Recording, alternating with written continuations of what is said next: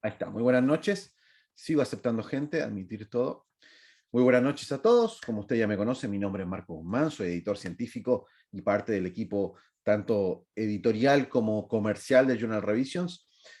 Hoy tenemos la intención, o tengo la intención de poder avanzar en la temática puntual de dar este paso a mirar y a implementar las guidelines de las revistas, de las distintas revistas, y adicionalmente, disculpen, y adicionalmente también intentar hacer una submission en vivo, es decir, o una pseudo submission en vivo para que ustedes lo puedan hacer. Muchas veces, yo creo que en torno al 40, 30, 40% de los artículos enviados a las revistas son rechazados por falta de formato, sobre todo en aquellos que son de mayor impacto. Eh, yo sé que muchos de ustedes tienen muy buenas publicaciones y han hecho algunas publicaciones en revistas de Latindex, de Cielo, de Realic, incluso algunas Scopus, pero en la medida que vamos subiendo, como que hay ciertas cosas que no son opcionales, que no es como, bueno, da lo mismo si lo hacemos o no, la forma de escribir. Yo lamentablemente lo digo sin leer sus artículos todavía, pero he leído muchos artículos y he asesorado muchos artículos y me he llevado con la triste realidad de que, por ejemplo, la forma de escribir en algunos casos es muy, muy deficiente. Y uno dice, ¿cómo llegó a tener un grado de máster o de doctorado con esta escritura tan deficiente? No digo que son faltas ortográficas, a veces el estilo narrativo es un tema. Por ejemplo, les doy un tip desde ya. Las frases deben ser cortas, las oraciones. A mí yo me voy de espaldas cuando tengo que leer en un abstract o en cualquier parte del texto una oración que es 7, 8 líneas de oración. Me cansa la mente a nivel narrativo leer una línea tan larga. Eh, o una sobreutilización de información o de lenguaje científico que suena falso o que suena muy marquetero. Es decir, tenemos que tener una retroalimentación. Y aquí mi padre, que en paz descanse, me decía, siempre me incitó y me animó, me motivó a la lectura permanente, no solamente como fin recreativo, sino precisamente para yo tener un estilo narrativo de escritura que sea alimentado de los libros. A pesar de que no soy muy bueno para leer novelas, sí, finalmente me apegué hacia la divulgación científica, y es ahí donde creo que nos permite hacer una diferencia para redactar como investigadores. Perdón que sea tan básico y tal vez te decís, pero Marcos, ¿cómo me viene a hablar de esto? Somos todos acá. Pero muchas veces vemos esto en algunos artículos que después son rechazados y dice, ¿pero qué se rechazó? Porque la forma narrativa de escribirlo no es la correcta. Entonces, yo le pido que puedan tener mucho hincapié, mucha atención en el tema del formato, que cada uno de ustedes implementará, nosotros lo revisaremos, le daremos los feedback correspondientes, pero es clave que ustedes desde su propia eh, expectativa e intencionalidad pueda trabajar en el mejoramiento y la implementación de los artículos científicos. Una de las cosas que teníamos, cambiando drásticamente de tema, una de las cosas que teníamos planificado o que teníamos el deseo de tocar en este módulo es sobre software estadísticos. Y me voy a permitir hablar unos segundos. Primero que nada, les voy a mostrar, después les muestro. Primero hago la introducción. A nivel de investigación científica, en la literatura científica, hoy por hoy, existen dos grandes formas de utilizar la estadística. La primera es a través de una regresión simple, es decir, elijo una variable dependiente que se explica por una serie de variables independientes. Esto ustedes lo vieron en cualquier curso de estadística de una carrera de pregrado.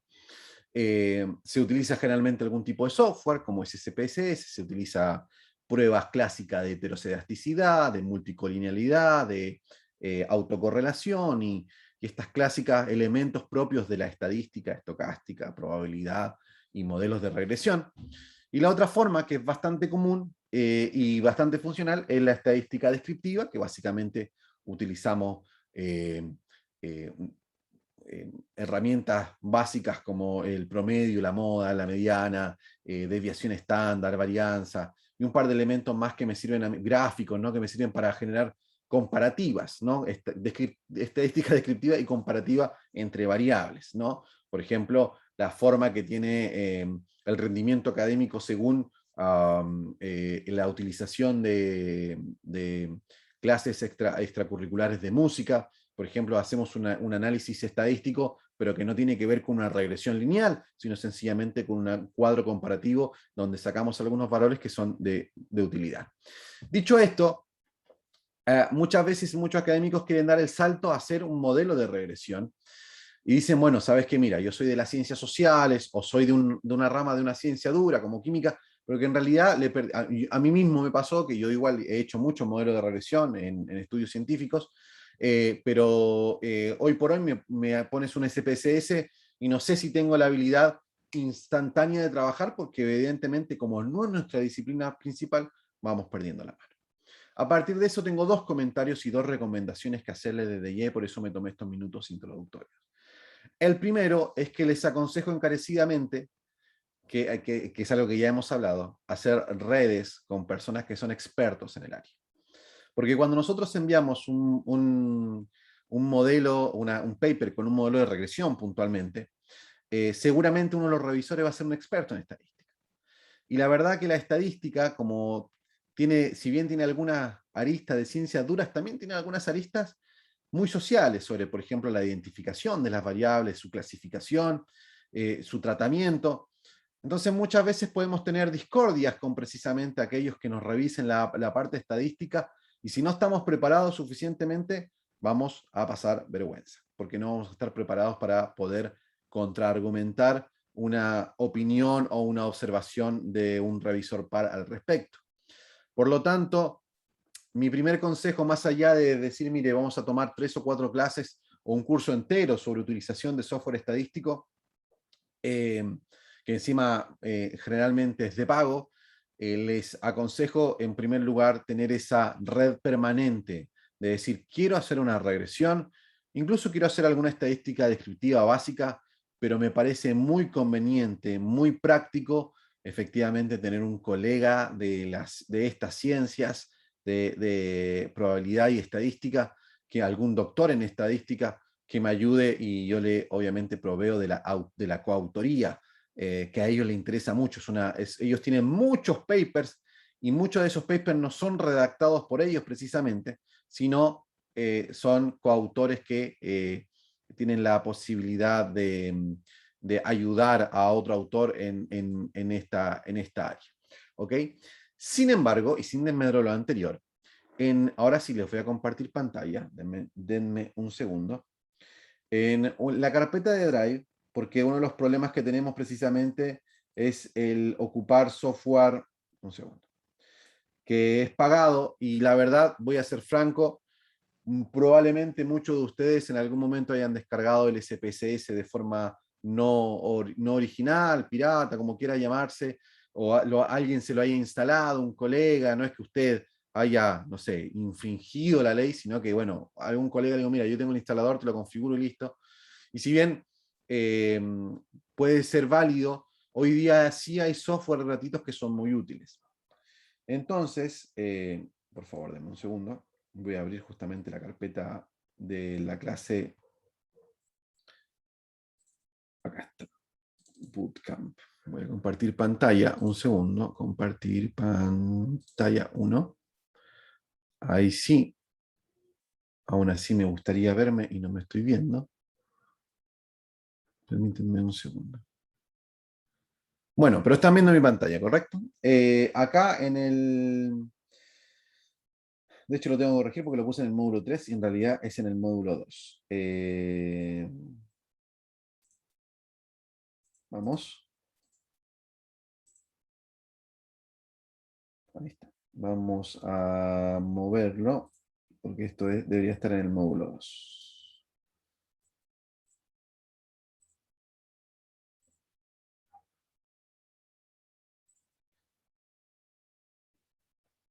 En el módulo 2, acá donde les dejé el software, ahí donde están las grabaciones, hay un segundo. Vuelvo a corregir para dejarlo ordenadito. Módulo 2. El internet hoy definitivamente no me ayuda mucho. Deme un segundo que voy a aceptar a alguien más. Ahí está. Voy a dejar. Ahí está. SOFA es Statistics Open for All, es decir, estadística abierta para todos, y es un software que permite precisamente hacer muchos modelos de regresión y hacer estadística descriptiva y utilizar varias pruebas estadísticas avanzadas que al igual que el SPSS, disculpen. Al igual que el SPSS, definitivamente mi computador, hoy ya no quiere andar muy rápido, ahí está. Y acá está, les dejé un manual muy detallado de efectivamente cómo se hace el tratamiento de datos. Y por si fuese poco, también dejé un manual de un académico extranjero de 56 minutos, donde básicamente muestra de una manera muy rápida, denme un segundo, ahí está, justamente cómo se utiliza este software y cómo se hacen se hacen la base de datos y cómo se solicitan pruebas en específico. Todo esto está subido ya en el módulo 2 en la carpeta de sofá, justamente tiene un nombre bastante particular. Vuelvo acá. Así que les encargo que sí, les dejo el tema abierto. Si me dicen, mira Marco, a mí me gustaría en realidad aprender, podríamos hacer y tratar de profundizar un poco más. El material que yo les dejo es bastante práctico y útil y técnico. Técnico en el sentido de que no es una generalidad filosófica, sino es cómo se utiliza el software puntualmente, y que creo que será de suma utilidad para ustedes. Un segundo, que sigue entrando gente. Pero creo que precisamente podría ser de mucha utilidad lo que les mencionaba como primera opción. En vez de tratar de volverse expertos en una disciplina que ustedes no manejan tanto, les aconsejo establecer una base de datos que ustedes conocen y decir, bueno, ¿sabes qué? Yo no tengo el manejo para tratarlo, lo voy a externalizar en alguien que sí lo hace. ¿Ok? Entonces, les dejo ese comentario a grosso modo para que ustedes puedan darle una vuelta y decir, bueno, eventualmente me gustaría aprender a usar el software o tener un contacto. Pero como el otro día les mencionaba, para mí es clave este tema. Uno de los puntos iniciales con lo que yo hago una evaluación tanto cuantitativa, un artículo, una investigación cuantitativa y cualitativa, tiene que ver puntual y específicamente con la disponibilidad de datos que yo tengo. Si yo no tengo datos y no sé de dónde sacar datos, es un error el escoger una temática y después ver de dónde se sacan los datos. Ese es un error. Puede que funcione, sí, puede que funcione, pero es un lío. Lo primero que usted tiene que hacer como investigador es determinar a qué dato usted tiene acceso. Sea una base de datos, a veces hay bases de datos que son gubernamentales. Acá tenemos una encuesta que se llama CACEN, una encuesta de caracterización socioeconómica, donde hay miles de datos, y de hecho precisamente esa base de datos no se trata ni en Excel ni en otro software, sino que está exclusivamente para SPSS. Entonces ahí yo me acuerdo que en algún momento trabajé para algunas asesorías que realicé, puedo hacer un cruzamiento de datos al punto de la ridiculez, es decir, creo que son como 70 variables, entonces las transformaba, las depuraba, la base de datos la manejé de un lado para otro en SPSS y calculé nivel de endeudamiento, dependencia de qué depende la compra de una casa, precios hedónicos en bienes raíces. Hice muchísimas cosas con esa base de datos porque era la base de datos que yo tenía acceso. Ahora bien, si yo no puedo inventar datos o pensar de dónde lo voy a sacar si tengo la idea pero no tengo la data. Así que yo les invito, vamos a hacer un módulo, el próximo módulo tiene que ver mucho con esto del reciclaje de datos precisamente y el data science y data mining. Pero francamente tenemos que tener el cuidado de esto. Entonces, si yo tengo una base de datos suficientemente viable para exprimir y transformar un artículo científico, lo primero que tengo que hablar es con un buen doctor en estadística. A veces los informáticos manejan muy bien también, yo sé que hay un par de informáticos con nosotros, manejan muy bien también estos software, decir, ¿sabes qué? ¿Cómo podemos estrujar esta información o esta data precisamente para sacar alguna conclusión interesante? Ese es el camino correcto para el tratamiento de información en el caso de artículos tanto cualitativos como cuantitativos. Ahora sí, quiero pasar a la clase puntual de hoy. Ya les dejé dónde estaba ahí el link, está en el drive de siempre, en el módulo. Y ahora quiero hablar, y me tiene esto un poquito indignado porque pongo presentar y pongo compartir pantalla, pero dejo de verme. Me van a dar un segundito para poder corregirlo. Vamos a compartir acá. Y por alguna razón yo debería poder verles, pero no les puedo ver. Bueno, no les veo, pero sé que están acá. A ver, debería haber algún... sección de grupos. No. Bueno, si tienen cualquier problema, por favor, abran su micrófono, porque como le digo, efectivamente no me aparece me aparece solamente la pantalla compartida y no las caras. Así que me pueden hablar, o el chat efectivamente sí lo tengo abierto para poder revisar. Un tema que, como les decía, no es muy simple, porque efectivamente puede transformarse en perdón, esta es mi cámara, perdón. Me voy a ajustar acá, ahí está. Un tema que suele ser bastante complejo a la hora de hacer una investigación e intentar publicarla, precisamente es el paso final, que es hacer la submission y preparar el artículo para el formato. Entonces hoy día hay varias cosas que repasé, de hecho al final, la última diapositiva, le pregunté a nuestra editora de formato, que como les dije en las ocasiones pasadas, es una chica que sabe mucho de esto y que nos ha permitido o nos ha dado la confianza para poder eh, encargarle a ellas la implementación de todos los papers, y me dice, mira, estos son los principales errores que veo paper tras paper, y los autores están convencidos de que el paper está formateado, y llegado el momento resulta que no cumplen las condiciones de la revista, y eso lleva a un fatídico rechazo. Así que vamos a ver algunos temas que son claves en esto, así que por favor les pido que me acompañen. Por favor, me confirman que me escuchan, que me ven y que se ve bien la presentación. No sé si alguien puede abrir el micrófono o escribir para estar... Sí, se ve bien. Fantástico, agradecido. ¿Algún tema en general que hemos conversado? La American Library Association define la revista científica como una publicación periódica que publica artículos científicos e información de actualidad. Esto lo sabemos. Y las normas ISO, las famosas normas ISO, Stephanie se está conectando, las famosas normas ISO hablan precisamente de este tremendo desafío de poder formatear o implementar un estilo particular dentro de un artículo científico. ¿No? Vamos en la 7ª edición, creo que la 6ª fue el estándar hasta el 2020, y ya este año muchas revistas están pidiendo la 7ª edición. No solamente, a veces pensamos que APA es solamente una norma para citación bibliográfica, y no es correcto. La norma APA, a mí hace poquito me pidieron justamente la implementación de un paper completo en formato APA, y no tiene que ver solamente con bibliografía, sino el tratamiento de tablas, tratamiento de título, de subtítulo, de, bueno, una serie de estructuras que vamos a revisar. Normalmente trabajamos con algo, esto es como un glosario, ¿no? El preprint es el artículo terminado, revisado y modificado, pero no listo para ser aceptado, pero no necesariamente es la versión final que está aceptada por la revista. Entonces, cuando usted tiene su artículo ahí armado ya y quiere enviarlo a submission, o fue aceptado incluso, pero todavía no termina el formato y la implementación de estilo, es lo que nosotros llamamos un preprint. El postprint es cuando ya vemos el artículo listo, cuando se publica, y que muchas revistas nos ayudan en eso, y los editores mismos a veces lo hacen algunos arreglos, incluso a veces hasta redactan algunas secciones que nos ayudan un montón precisamente. Avancemos. Quiero avanzar relativamente rápido porque quiero hacer un ejercicio práctico al final con ustedes.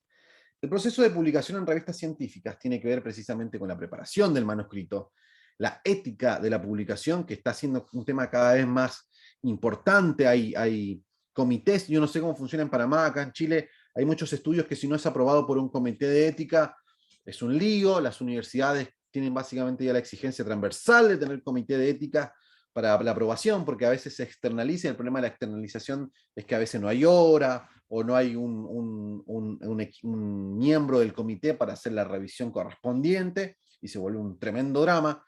Entonces esto pasa a ser ya en el último tiempo algo bastante importante para las universidades, que son las que quieren publicar. La selección de revistas, que es lo que vamos a hablar un poquito hoy día. La publicación, esto es un punto, me faltó dar entry. publicación en acceso abierto, en Open Access, que lo conversamos de manera superficial el otro día y que me gustaría profundizarlo un poco más. El envío del manuscrito, la aceptación del manuscrito y la promoción del artículo. Hoy leí algo que me encantó, que voy a hacer el spoiler porque lo tengo atragantado, porque me encantó el consejo, que es a todos los investigadores que usted citó, todos los autores de los artículos que usted citó, usted debería enviarle su artículo. Y decirle muy buenas, porque además ese artículo tiene un autor correspondiente, ¿no? Entonces usted le envía y le dice, mire, acabo de citar su artículo. Y fue publicado. Ah, qué bueno, fantástico. Entonces como que el autor de alguna manera tiene la amabilidad de citarlo de vuelta a usted en su próxima investigación. Y así aumentamos este famoso índice H o nuestras métricas tanto individuales como institucionales. Es una muy buena práctica. Voy a bajar un poquito el volumen. Es una muy buena práctica, efectivamente, tener la costumbre de extender redes. Y hay varios tips con respecto a eso que vamos a ver más adelante, pero no me quiero adelantar. Algo que hemos visto y que hemos hablado hasta el cansancio y que lo voy a seguir diciendo, porque creo que es nuestra carta de presentación, distinta a la carta de presentación, pero una de las cartas de presentación es el título, y que efectivamente esto la semana pasada se lo dije de una perspectiva bibliométrica, desde el posicionamiento y de los ojos del editor. Esto tiene que ver, tú me dices, pero es lo mismo, Marco. Sí, es lo mismo, pero esto es una exigencia de formato que muchas revistas han implementado y ya no es una sugerencia mía como, miren, les va a funcionar mejor los artículos científicos si ustedes tienen un título más corto. No, no, esto es una exigencia de muchas revistas. Debe ser un título, debe ser informativo, explicativo, objetivo y atractivo, y en el menor número de palabras posibles, en la parte más leída del artículo y la parte necesaria en la indexación.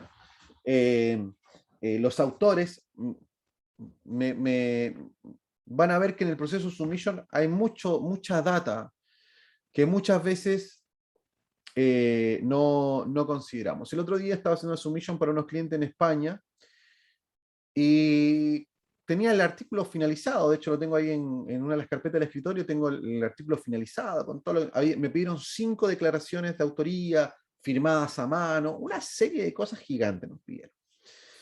Teníamos todo listo, hicimos la submission, me dicen, por favor, en 3 puntos destaque la novedad y el objetivo del artículo. Máximo 20.000 caracteres, que no es poco. Entonces finalmente le escribo al autor y digo, autor, mire, tiene que hacer esto. Y es un bajón, porque el artículo no estaba listo, claro, pero tienes que escribir 800, 900, 1000 palabras más para lo que solicita la revista. Entonces muchas veces nos encontramos con estos temas que son curiosos. Efectivamente, los autores también nos encontramos mucho de esto. Generalmente el autor, y lo vamos a ver más adelante, pide nombre, pide correo, pide ORCID, y vamos a ver, por favor, yo les pido, y la primera tarea, pero esto no es una tarea del curso, esto es debes tenerlo sí o sí. Si alguien de acá no tiene un ORCID ID hecho, por favor, urgente, se lo hace hoy. No tiene mucha ciencia. Usted se mete aquí en ORCID.org y sencillamente se registra. Hay muchas revistas, muchísimas revistas, que usted puede acceder con el ORCID.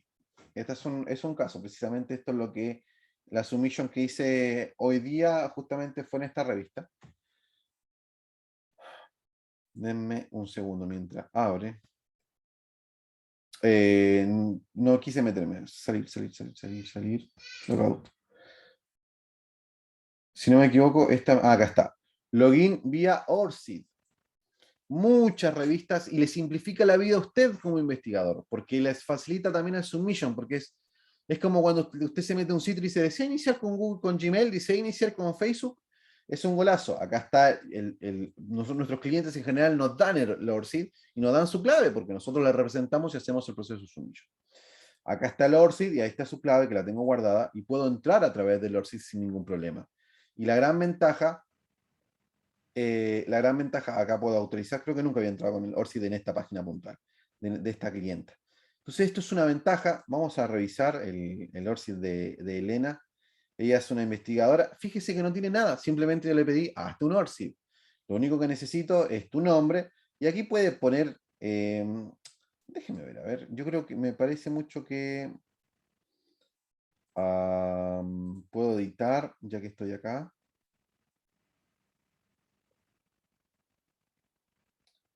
Acá está, puedo poner dónde trabajé, mi educación, las posiciones o distinciones que tengo, eh, la membresía, los trabajos que he realizado, es decir, tengo varias opciones efectivamente para poder hacer esto.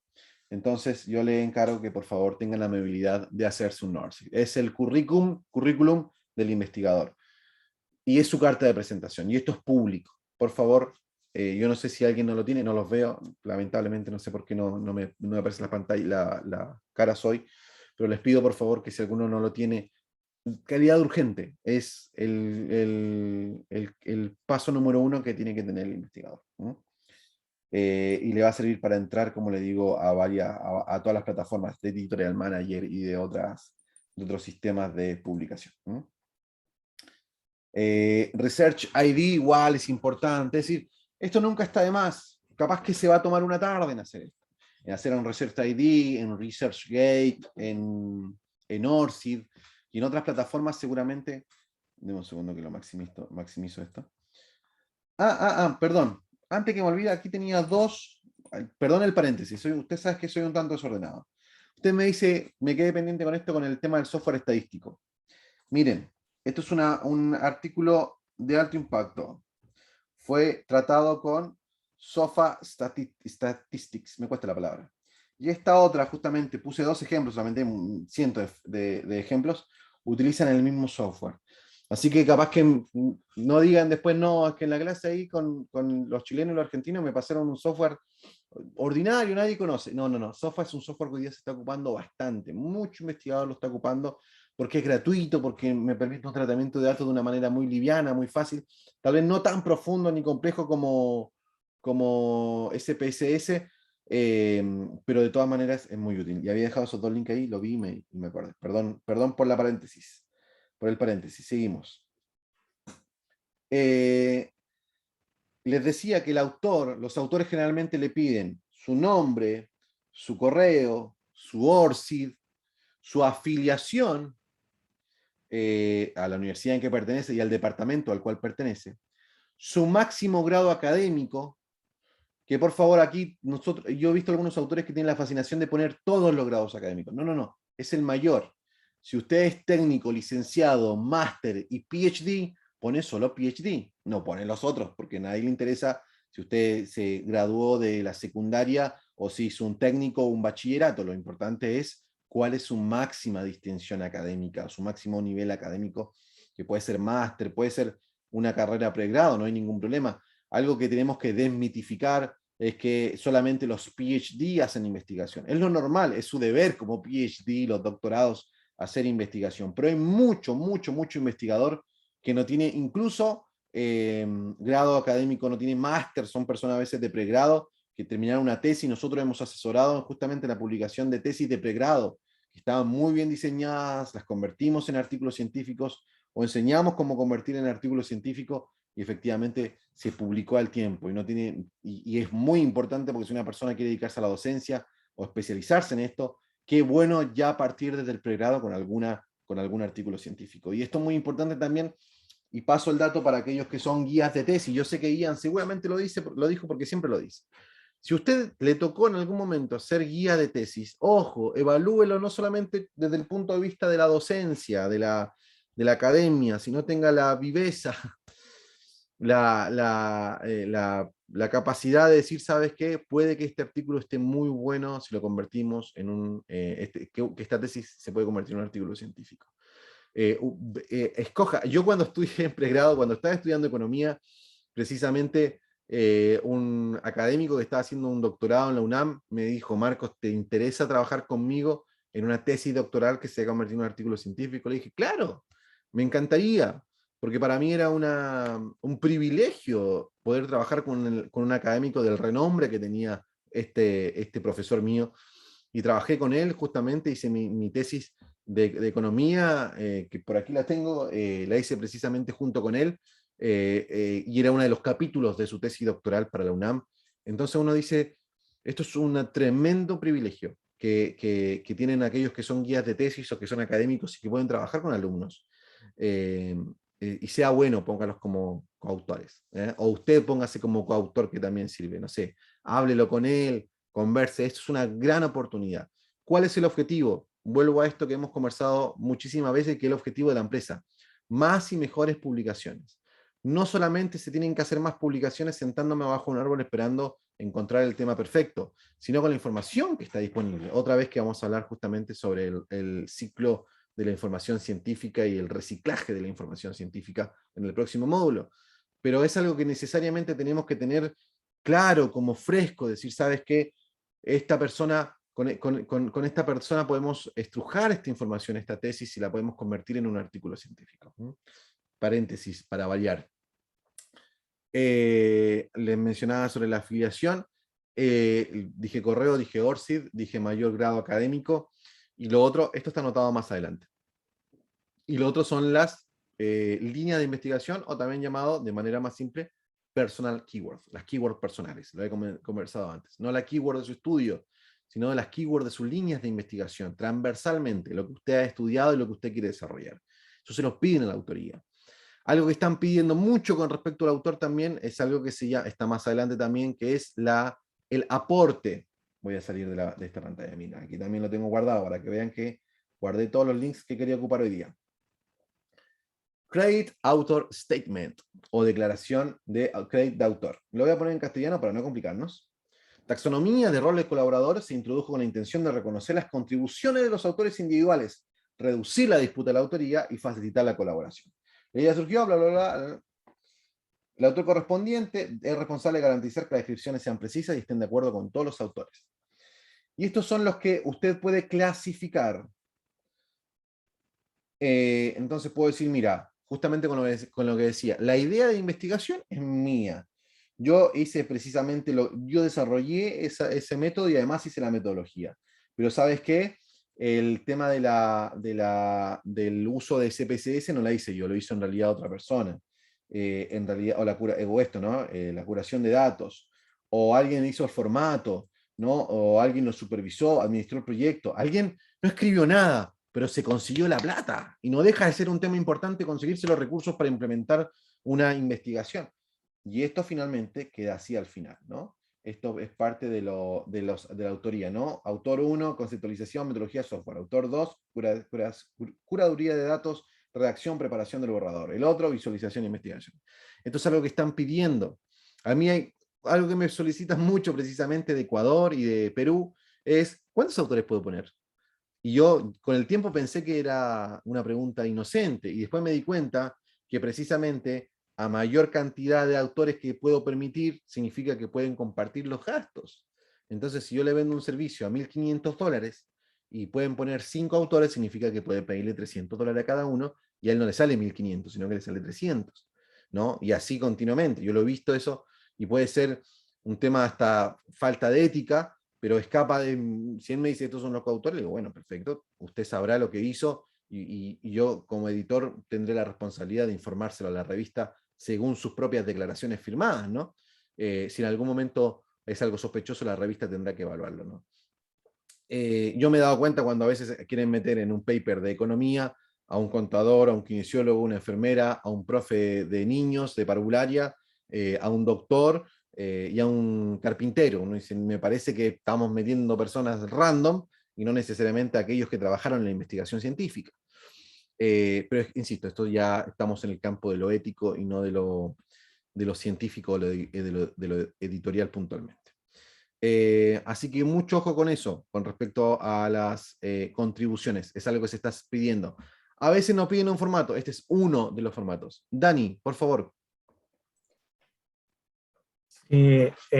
Una pregunta. Claro. He visto publicaciones que tienen hasta 35 autores, y es una publicación que no son muy extensa.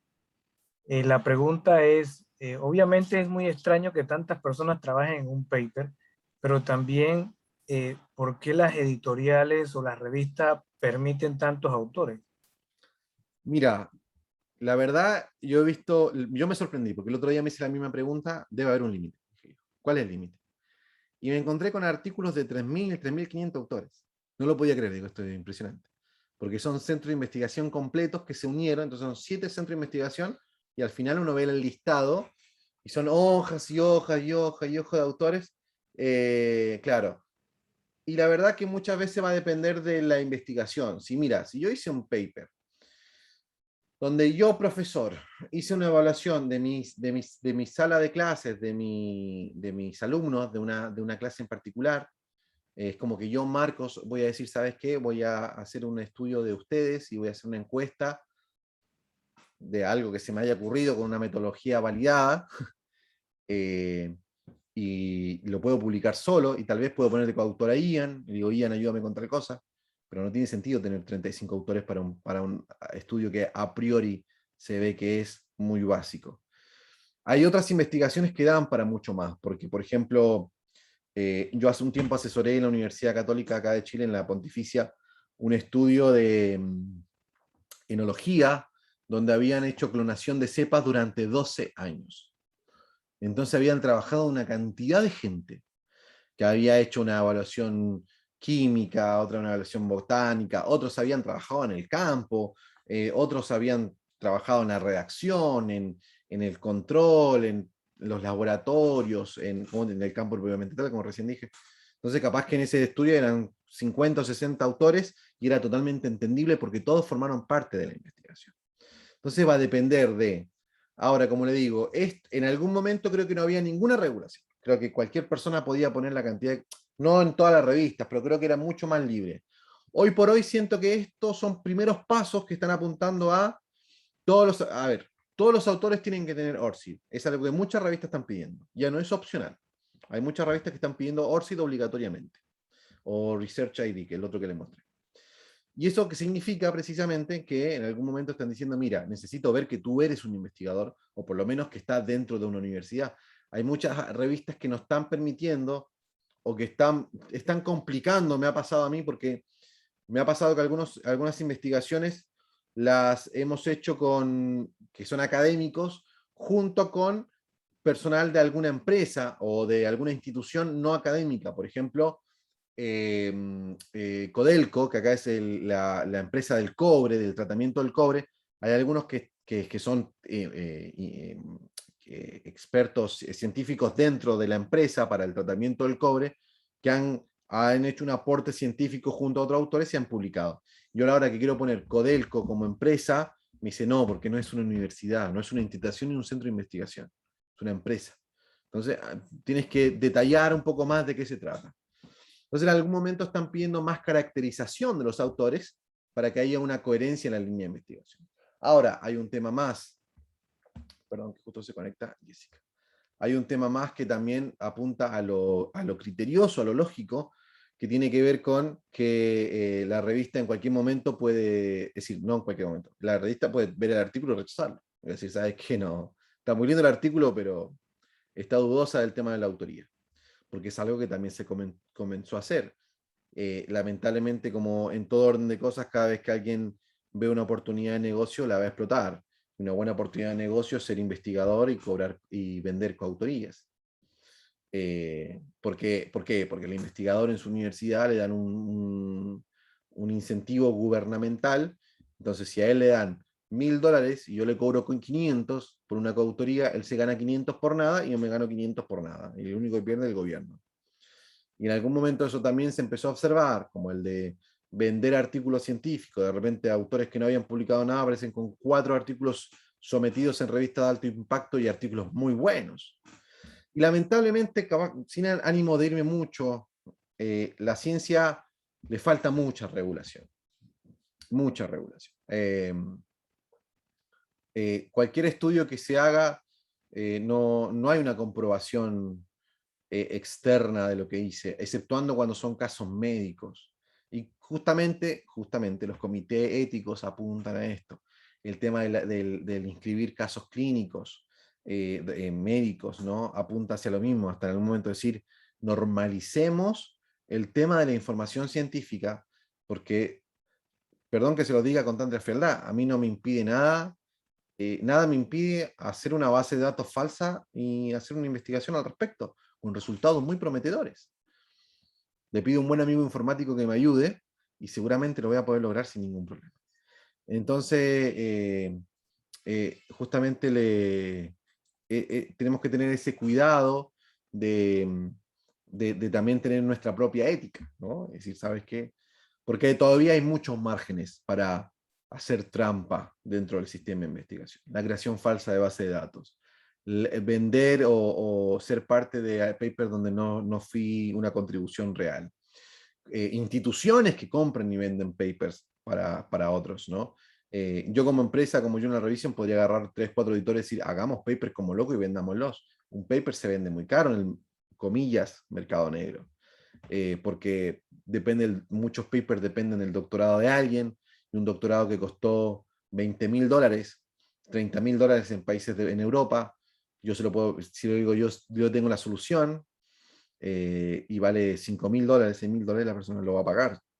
Entonces, lamentablemente, esos son vicios todavía que existen dentro del sistema de información científica que creo que es muy necesario todavía corregir. Nos ha pasado lamentablemente mucho con este tema del COVID, muchos laboratorios científicos, laboratorios corporativos han publicado resultados sin estar inscritos en los casos clínicos. En una etapa temprana pasó con Sputnik en Rusia, que dijeron está listo, está totalmente funcional la vacuna, y cuando quisieron anunciarlo fue precisamente en su momento de Lancet, que dijo paremos la mano, hagamos un estudio serio.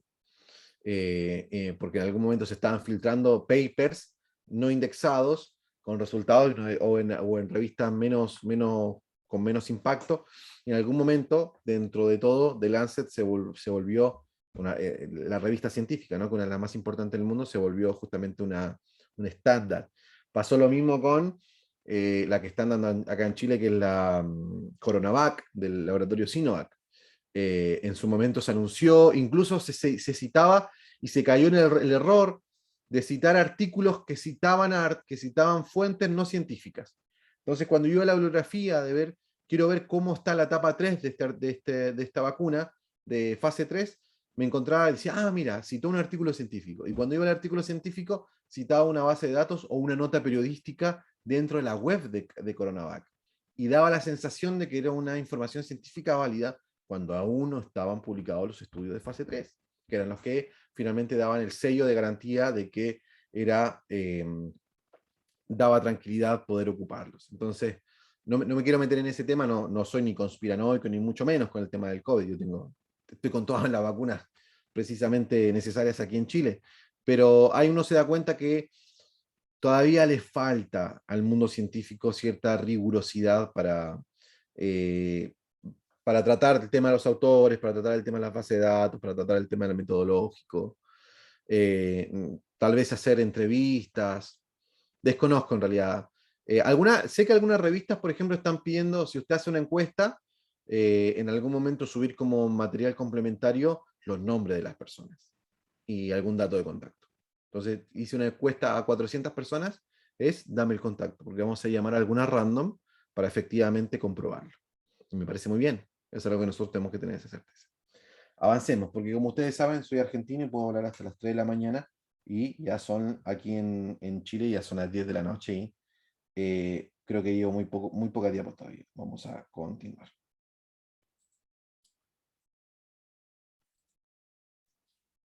El orden de los autores, todas las personas que participan deben quedar reflejadas como autores. Contribución sustancial del concepto, recién lo hablamos esto, ¿no? Escribir el borrador, revisarlo, la aprobación final, la afiliación, lugar donde trabaja el autor, las direcciones de contacto. Esto es clave. Siempre piden la dirección, siempre ponen la dirección de la universidad, obviamente. El proceso, bueno, continuamos. Resumen, sintético, descriptivo, reflejar el contenido efectivo del documento, en el mismo orden del artículo, debe reseñar por qué se hace el estudio, cuáles son sus objetivos, metodología. Hemos hablado largo y tendido del abstract, de las palabras claves, del título y las palabras. El título siempre tiene que estar en inglés. Por favor, no traduzcan el título en Google Translate, en el traductor de Google. Búsquense a un gringuito. A veces el propio Ian Scott seguro que si le envían un WhatsApp a Ian y le dicen, Ian, ¿me traduces este título? No va a tener problema en traducírselo. O a veces también a través de Google Scholar vemos títulos similares y mira, creo que este es el término correcto. La cita bibliográfica, conclusiones, agradecimientos, anexos, datos de la investigación. Recién le decía justamente sobre estos datos suplementarios, ¿no? Lo de el detalle de la investigación. Esto es clave, y esto es muy importante, queridos y queridas. Yo me he encontrado en mi camino como investigador, o como editor, mejor dicho, artículos con una estructura muy random, muy aleatoria. Es como, escribí nomás. O el otro extremo, una estructura muy arbitraria, no arbitraria, como muy específica, como se excedió en la estructura. Título 1, subtítulo 1, subtítulo 2, subtítulo 3, subtítulo... Muchísimo, ya me marea ya porque no logro entender.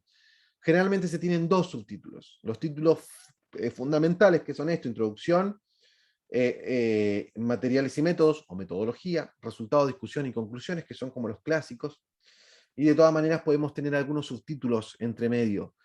La verdad, esto no es una norma, no existe una norma general y transversal para todas las revistas. Por eso es tan importante que usted como investigador tenga la capacidad de buscar en las revistas que usted tiene como, que fue lo primero que les mencioné en la primera clase, es decir, voy a buscar las revistas objetivo y voy a entender su estructura y voy a seguir al pie de la letra la estructura que necesita para no llevarme malas sorpresas. Hoy día, precisamente, otra vez, un autor le tuve que decir, está muy linda su investigación, pero la revista donde usted quiere publicarla acepta 12.000 palabras, su artículo tiene 16.000, tiene que cortarle 4.000 palabras. ¿Cuál es el problema? El artículo lo solicitó traducir y está traducido. Quien no sabe trabajar en inglés, entonces tiene que hacerlo en español y hacer unas notaciones para que nosotros podamos reimplementar o retraducir el artículo. Un lío. ¿Por qué? Porque no leyó las guidelines el primer día y no trabajó en función de eso. Así que el tema de la estructura, tienen que tener un estándar ustedes. Yo hice mi propio estándar, que sé que puedo manipularlo o trabajarlo en función de la revista que necesitan, a nivel, no como asesor, sino como autor. Yo tengo intro, bueno, el metadato, la página de título, no el title page, que está el título, abstract, highlight y keyword, y los datos del autor, y donde ya el artículo es introducción, marco teórico, metodología, resultados, discusión, conclusiones. Siempre ocupo esa estructura. A veces me dicen, ¿sabes qué? No va a discusión, es metodología y resultados y conclusiones. Fantástico. Elimino una y listo. Nada más, elimino un título y está solucionado. No, es que este no va a conclusiones, es resultado de discusión. Fantástico. Borro el título de conclusiones y se me va para arriba. Otra vez, introducción. Hay algunos que dicen, no, es que no va con marco teórico, está todo en la introducción. Fantástico. Borro la palabra marco teórico y me queda todo listo. Ese es mi consejo. Introducción, marco teórico, metodología, resultados, discusión, conclusiones. Bibliografía, obviamente, el séptimo. Esa creo que es la estructura más conveniente a la hora de desarrollar un artículo científico y ver caso a caso cada uno de los elementos, ¿no? Hemos hablado de la estructura, de la extensión, la introducción es simplemente la necesidad del por qué se necesita hacer la investigación. El marco teórico presenta el estado de arte, es decir, desarrolla cuál es el avance en esta línea de investigación, cuáles son las principales metodologías, hacia dónde se llegó, y llegamos hasta el límite, hasta lo último que se descubrió, y a partir de eso nosotros somos quienes damos el paso siguiente en la presentación de la metodología que ocuparemos. Por eso debe haber una narrativa en el artículo. Sé que soy súper redundante con esto, y lo he dicho 1000 veces, pero encuentro que es sumamente necesario que como investigadores nosotros tengamos una narrativa clara. No es escribir una sección aleatoriamente, sino que tener una intencionalidad al momento de escribir. Te digo por qué la hago en la introducción. ¿Viste? Bueno, fantástico, esto es el por qué lo hago. Ahora te digo qué fue lo que se hizo durante todas estas décadas y por qué se llegó hasta el estado que estamos. Entonces ahora te digo por qué lo hice y en qué está la ciencia, y ahora te digo cómo lo voy a hacer, ¿no? Y como ya te expliqué cómo lo voy a hacer, te muestro qué logré, los resultados, y conversémonos un poquito en la discusión. Y después te voy a resumir las conclusiones, los principales hallazgos. Eso es una forma entretenida para el editor principal de leerlo y de poder evaluarlo. Arduino Melgar, me levantó la mano. Hola, sí, Marcos. Estoy viendo los puntos que has colocado allí. También he observado que además, bueno, depende también de la temática o del tipo de journal en el que se va a publicar, es la declaración de conflicto de interés. Sí. Generalmente es una frase. No hay conflicto de interés. Es una mera formalidad. No puedo dejar de recordar a un autor que me puso, tengo unos conflictos con mi vecino, pero no sé si aplica. No se trata de conflictos que tenemos con nuestros pares o en nuestro barrio, sino los conflictos de interés que tenemos en función de una investigación que donde yo, por ejemplo, tengo alguna relación. Ustedes escucharon, explico lo que es conflicto de interés por si no lo entienden. Hubo un tiempo en el año, hace un par de años ya, salió este famoso estudio que decía que las vacunas causaban autismo. No sé si se acuerdan. Y fue publicado en una revista de alto impacto. Y resulta que al poco tiempo la revista, que sucede mucho, sobre todo en estos temas científicos tan delicados, publica una retractación. Se retractó la revista de publicarlo. Y en su argumentación dice que existía conflicto de interés. ¿Y cuál es el conflicto de interés? Que este tipo, el autor que hizo esta publicación, efectivamente decía que la vacuna, que creo que era contra el sarampión, que causaba autismo, debía buscarse una solución alternativa y él presentaba la solución alternativa. ¿Cuál era el tema? Él era el dueño de la patente de esa solución alternativa. Entonces él básicamente estaba promoviendo un interés comercial dentro de una publicación científica. Entonces normalmente ese tipo de cosas deben declararse, decir, mira, yo tengo la patente y podría ser eventualmente un conflicto de interés.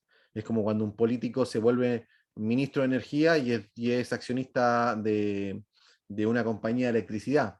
Eso es un conflicto de interés. El 99% de los casos no hay conflicto de interés, ¿no? Por ejemplo, si la doctora Araceli hace una investigación sobre las propiedades curativas de determinado café y resulta que ella es dueña de la mayor cadena de café del mundo, me parecería un poquito dudoso. Entonces ella debería declararlo. No significa que vayan a rechazar esto. Significa que ante cualquier eventualidad, ellos saben cuál es el contexto. Eso es bastante importante. Pero no deja de ser más que una mera declaración. No se presentan. El otro día justamente le pregunté a la editora de formato, le digo, ¿qué se escribe en esto de la declaración? Y ella ya tiene como el texto copy-paste en inglés, incluso este artículo no presenta, o los autores no presentan ningún conflicto de interés con esta investigación. Es una declaración solamente. Avancemos. Se me perdió el mouse. Ahí sí. Bueno, estructura del artículo, esto lo vimos, ¿no? El título, abstract, keyword, esto va a quedar, lo hemos conversado ya y lo quise dejar en el PowerPoint porque presenta algunas preguntas sobre conclusión y referencia, agradecimiento, material de soporte, qué se encontró, qué significan los aportes, pero lo hemos revisado. Ética de publicación. No sé si la universidad ha trabajado, yo a veces no quiero poner en apuros a la doctora Araceli, porque sé que la universidad está avanzando precisamente y justamente generar un bootcamp y los congresos que hemos hecho y los que están trabajando apunta a un crecimiento de la producción científica, pero muchas veces eso tiene que ver con desembolsar dinero y comprar licencias. Precisamente esto del plagio pasa a ser un tema muy delicado. Muchas universidades, perdón, muchas casas editoriales, muchas revistas están pidiendo o están utilizando software para revisar el porcentaje de plagio.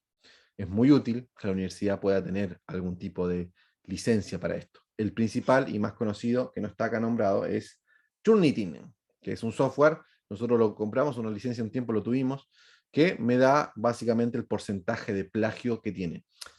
A veces es una cita textual, a veces es una frase que sacamos de otro libro y que justo, o de otro artículo y quedó más o menos literal. No tiene que estar en cero, pero se recomienda menor al 10%. Es decir, el informe debe estar menos del 10% de plagio.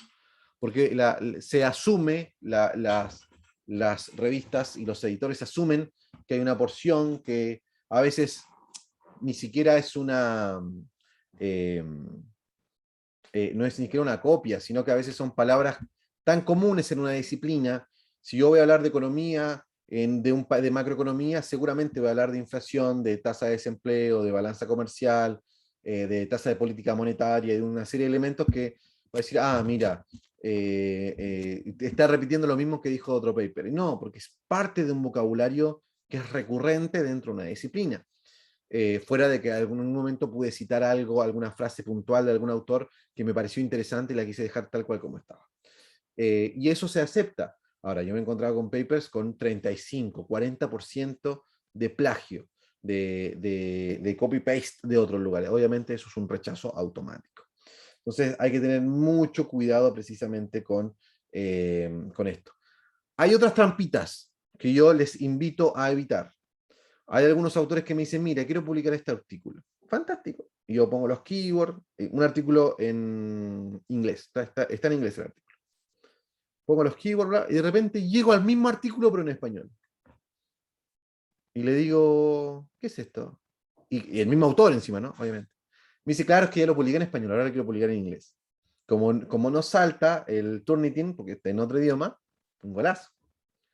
Y no da. Eso es autoplagio y es duplicidad total o parcial de las versiones, y vamos a verlo más adelante. Existen niveles de esto, pero es algo que está mal visto, que no se debe hacer, que no, o que hice un estudio y ahora le cambié un par de resultados y hice un estudio nuevo. No, por eso ni la duplicidad total ni la duplicidad parcial de la investigación no es una buena práctica. Capaz que pasó una vez, capaz que pude meter el artículo en una revista y un editor despistado que no hizo una buena búsqueda no se dio cuenta. Pero eventualmente, una, me pueden bajar el artículo, y dos, difícilmente esto va a ser sustentable en el tiempo. No es como, oh, mira, lo publiqué en español y inglés, ahora lo voy a traducir al francés y lo voy a publicar en una revista en Francia. O en portugués, que hoy día tiene un nicho interesante ahí en Brasil de ciencia. No es el punto, no es el camino. Ojo con eso. Y también, como les decía, mucho cuidado precisamente con los plagios. Con esto del Turnitin. Eventualmente la universidad o los centros de investigación deberían tener precisamente una licencia para correr. También está Authenticate, y hay otro más. PlugScan es el otro.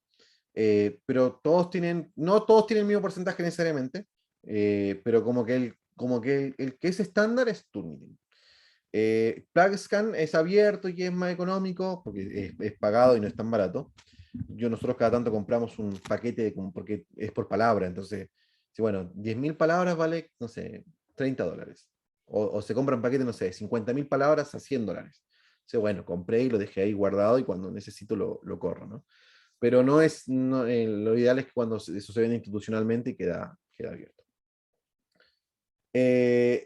Los evaluadores son académicos profesionales senior, es decir, son profesionales o son eminencias en sus disciplinas, ellos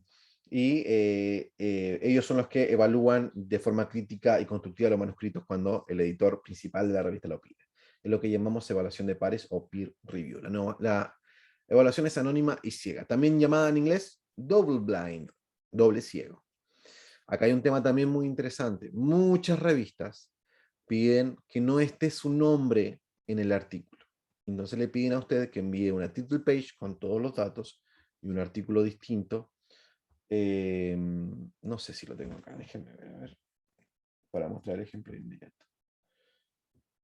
Denme un segundito para mostrar un ejemplo. Creo que el último, Elena, es efectivamente el que trabajamos. Y acá está title page y acá está el formato. Pasemos a ver. Denme un segundo. Este es el title page. Mire, esto es lo que nos pidió el formato. Lo voy a maximizar. Impacto del COVID en protección de pérdida de poder adquisitivo en personal de psiquiatría pública. Los autores, en este caso son 5, con distintos, no, 1, 2, 3, 4, 5, bien digo, con distintas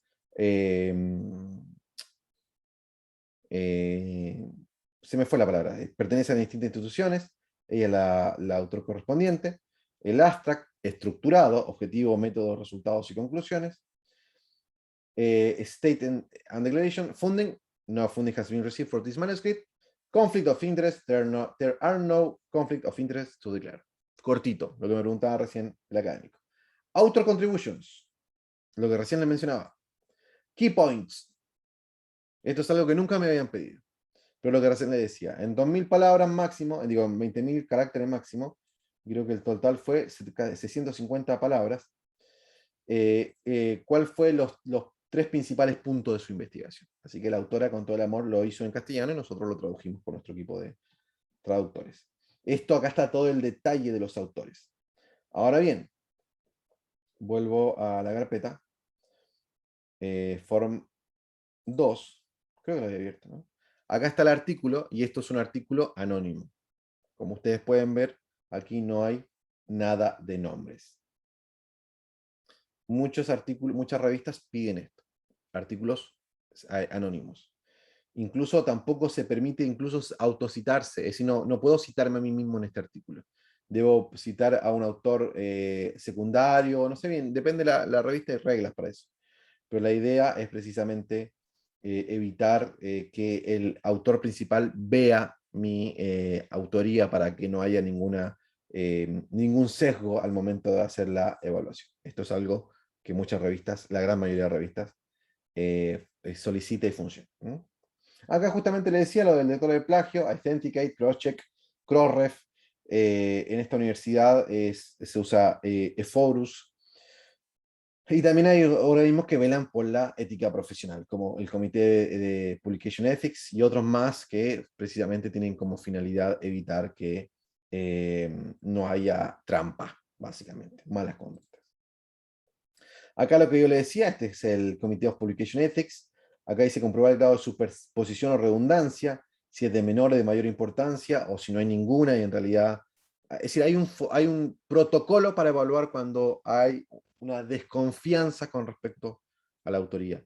Ahora, más allá de este tema técnico, hay un tema social que creo que le hace muy mal a la ciencia, a ustedes como autores, que quedan fichados, decimos nosotros acá en Chile, que quedan marcados como personas que trataron de hacer alguna trampa. Republicar un artículo ya publicado, poner autores que no corresponden, hacer algún nivel de plagio de otra investigación que simplemente le cambiamos algunos datos o le actualizamos el marco teórico y lo quisimos publicar. Hay que tener particular cuidado en este tema de la honradez como investigadores.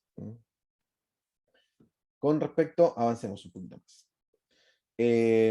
¿Cómo elegir una revista? Lo conversamos también. Temática, prestigio de estatus científico, el factor de impacto, tema que conversamos ampliamente, su indexación, los plazos de evaluación y publicación, la difusión que tiene, la disponibilidad electrónica, si se están aceptando artículos, la revista que utiliza ciertos sistemas de gestión de manuscritos, todo algo más específico, pero muy útil también, la relevancia científica del editor y la composición del comité asesor científico, que es algo muy importante también, es decir, mira, esta revista tiene un editor principal que realmente es una eminencia en su disciplina y no es cualquiera. El costo, que evidentemente no deja de ser un tema menor, y observar la periodicidad del número de artículos. Esto no lo conocía, lo encontré precisamente el otro día. Existe este sistema, este directorio internacional para evaluar o para ver la periodicidad de la publicación.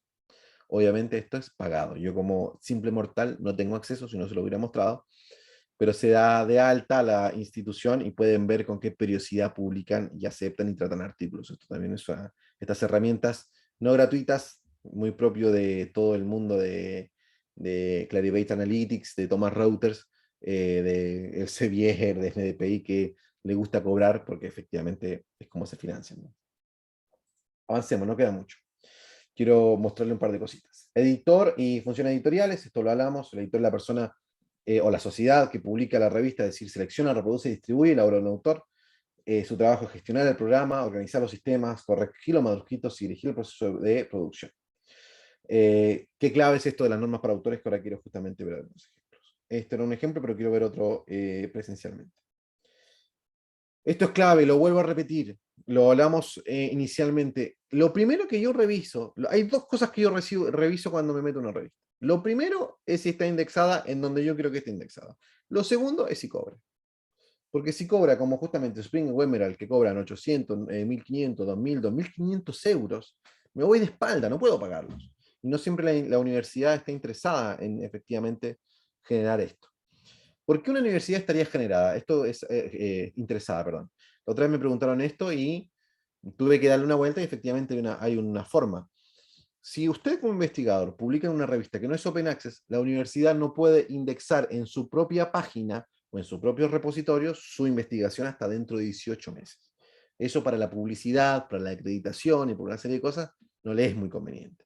Cuando pagan open access, efectivamente pagan esta cantidad tremenda de dinero, en cuanto se publica, automáticamente pueden también subirlo, indexarlo a su propio repositorio, a su propia página, a su propio foro de investigación, de posgrado, de lo que corresponde en la universidad. Entonces, muchas universidades que están muy apuradas y apretadas con el tema de mejorar su como aspecto, su marketing en el área de investigación, precisamente aprovechan de estos temas de open access y pagan bastante, ¿no? Es una forma. Y lo incluí en el último punto, ¿no? Los repositorios institucionales tienen derecho a incluir el documento. Consejos necesarios. Este es el primer diapositiva y ya queda poquito. Consejos para enviar el manuscrito. Nunca, nunca, jamás de los jamases hagan un envío doble. Esto es pecado capital y queda manchado de por vida, ¿no? Una submission por vez. Revisar el manuscrito, la redacción. A mí me sorprende, porque yo igual le digo a veces a los autores, revise el artículo, vuelva a leerlo, denle una vuelta. Y cuando yo lo leo, hay un montón de faltas gramaticales, de sintaxis, de semántica. Digo, realmente no se dio el tema. Intercambien, se hagan una sociedad ahí que Audino le pase el artículo a Aldair y Aldair le pasa su artículo a Audino y ahí intercambien y digan, mira, lo leí, te anoté varias cosas que creo que estaban mal escritas, que no logré entender. Porque la verdad es que si ustedes no se hacen peer review entre ustedes, a veces el peer review, por lo menos en una etapa inicial, se va a volver mucho más complicado cuando se haga a nivel ya de la revista, que es mucho más cruel a veces para decir las cosas. A leer bien las instrucciones, redactar una carta de presentación, cover letter, dirigida al editor considerando la originalidad del trabajo que aporta de nuevo a la disciplina y la razón por la que se ha escogido esta revista. Yo tengo como 5 o 6 cover letter de modelo, de que los tengo. Y de hecho, me avanzo una página y esta es una precisamente que envié yo un artículo que hice. Esta carta de presentación se envía junto al manuscrito de Aislamiento Social y Bienestar Espiritual, y nombro la metodología de la comunidad evangélica durante la pandemia COVID-19, para su consideración para ser publicado en la revista Universidad y Sociedad. El artículo ha sido preparado para ajustarse a los estándares y características de la revista. Los aspectos más destacados son los siguientes. Nunca se ha evaluado el bienestar espiritual de una muestra de las distintas comunidades evangélicas de un país, por lo que esto ya considera una novedad en el artículo. Si bien la pandemia del COVID-19 ha provocado un cambio en la forma de vincularse dentro de la comunidad evangélica, esto no ha provocado un cambio en la percepción de su bienestar espiritual. Por último, se ha demostrado que existe una relación negativa entre los niveles de estrés y ansiedad y el bienestar espiritual, como lo señalan otros estudios. El artículo merece publicación debido a la novedad en cuanto a la aplicación de esta metodología ampliamente validada en una muestra no antes considerada, además de la relevancia en el contexto de la pandemia mundial. El presente autor informa que no tiene conflicto de interés y acuerda ser responsable de todos los aspectos del trabajo. Estos datos no han sido publicados ni se están considerando en otro lugar. No suena autorreferente, pero qué linda la carta de la cover letter. Esto es lo que debería considerar toda una cover letter. Decir que el artículo, que no se está ajustando, para que no se está enviando ninguna otra revista, que se ajustó en el formato y que estas son las novedades del artículo. Entonces tengamos este es un buen modelo, yo lo tengo también en inglés preparado, porque bueno, si lo tengo que hacer en inglés, cambio un par de palabras y lo soluciono. El artículo es leído inicialmente por un coordinador, que ya lo conversamos, o editor principal, que valora su idoneidad temática. Revisa si figuran los metadatos correctos. ¿Qué metadatos? Título. Audino, perdón, no había visto tu mano levantada. Sí, gracias, Marco. Ahora que estás mencionando lo del cover letter, ¿cómo funciona esto? Regularmente, cada vez que envías un artículo, es necesario una cover letter. O sea, yo tengo artículos publicados en el Journal of Data Science, pero nunca yo tuve que hacer una cover letter. Allá, o sea, nunca lo tuve que hacer, pero sí lo he ido escuchando en algunos casos la cover letter. Pero la pregunta es, ¿se hace la primera vez que uno intenta enviar un artículo a un Journal X o cada vez esto debe acompañar al artículo? Es una buena, como les mencionaba la otra vez, hay prácticas que en algún momento eran consejos y que en algún momento otros se volvieron requerimientos. En el principio de la década anterior, de los 2010, 2012, 2015, la cover letter era una sugerencia, era como, mira que queda más lindo, tú envías esto y motivas al editor a que te lea y es como que lo ayudas a entender por qué debería publicar. Es una formalidad y un acto de amabilidad. Ahora muchas revistas ya lo exigen. Y hay una plataforma que es la principal. Esto es un paréntesis. Hay muchas revistas que manejan una plataforma de administración de archivos, de subida de artículos. Entonces, por ejemplo, la gran mayoría de revistas del Elsevier manejan una plataforma que se llama Editorial Manager. Entonces, Editorial Manager tiene la particularidad que no significa que todas las revistas piden lo mismo, no, sino que es una misma plataforma en que cada revista exige cosas distintas. Y algo muy particular de esa revista es que cuando uno dice subir archivos, ¿no? Y aparecen en rojo los archivos que deben ser subidos obligatoriamente. Algunos dicen solamente manuscrito y nada más. Es lo único obligatorio y lo resto es opcional. Hay algunos que dicen manuscrito, anónimo, title page, highlights y cover letter. Son parte de las exigencias dentro de algunas revistas. No es necesario y seguramente si tu artículo tiene suficiente mérito. Ahora, como les decía yo en la primera clase, parte de lograr ser un buen investigador, sobre todo cuando estamos comenzando, pasa por saber vender mi artículo, a pesar de que suene un poquito feo de la manera en que lo digo. Pasa por eso, por decir, ¿sabes qué? Me la ingenié para ponerlo más lindo. Por eso recomendamos highlights, pero los highlights a veces no los piden. Sí, pero queda más bonito el artículo. Eh, el tema de poner la novedad en el abstract. No, pero yo nunca la puse y me lo publicaron igual. Claro, pero ayuda. Y el cover letter es una de esas cositas que uno, o la bibliografía, utilizar DOI, ¿no? Que es Digital Object Identifier, que es un sistema que se ha estandarizado la forma de utilizar links, y muchas revistas hoy ocupan justamente esto del DOI. Entonces, en vez de poner toda la cita o poner todo el link, pone solamente el DOI, que es un link pero más corto. Entonces dice, pero ¿para qué va a poner todos los DOI? Y porque para el editor va a ser más fácil encontrarlo. Entonces, de alguna manera, lo que va a sonar muy comercial esto, ¿no? Pero lo que se busca es que la experiencia de revisión editorial sea lo más amena posible para el editor, ¿no? Es como cuando uno hacía un PowerPoint. ¿Se acuerda cuando en la universidad, no sé si alguno alcanzó o son más jóvenes o más viejos, pero para ir por el 2004, 2006, 2008, sí, creo del 2004 al 2010, hacer PowerPoints era hacer la diferencia. Nos peleábamos en la universidad por ver quién tenía el PowerPoint más bonito.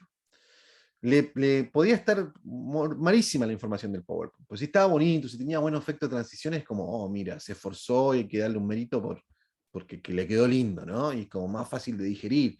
Y usábamos, después salió, creo que en Office 2007 salió esto de los esquemas y de hacer de nuevas herramientas, ¿no? Entonces, todo lo que significaba un aporte para la transmisión de la información de una manera más amena era bien agradecido. Hoy día, todas estas herramientas apuntan a exactamente lo mismo, a que la experiencia del editor, del revisor par sea más amable, más amena. Entonces le provee. Ahora está de moda algo que yo odio con todo mi corazón, que es el Graphical Abstract, que es un abstract gráfico. Y yo la verdad reprobé todas las, no reprobé, pero pasaba raspando todo lo que significaba diseño y en la secundaria y en la primaria, en la educación cuando era niño.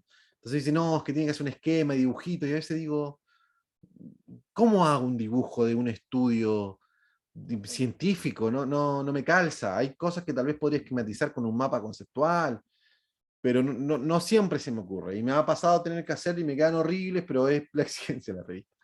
Y el editor dirá, bueno, pensé que iba a quedar más lindo y quedó peor, ¿no? Pero bueno, menos mal que hay varios, busqué, hay muchos tutoriales de cómo hacer un graphical abstract, que algunas revistas están pidiendo obligatoriamente, lamentablemente. Yo veo una revista así y escapo, no la recomiendo porque creo que es un problema. Así que eso, el cover letter no es un obligatorio en la gran mayoría de las revistas, pero creo que es un muy buen, lindo gesto para que el editor diga, ah, mira, está un poquito más preocupado.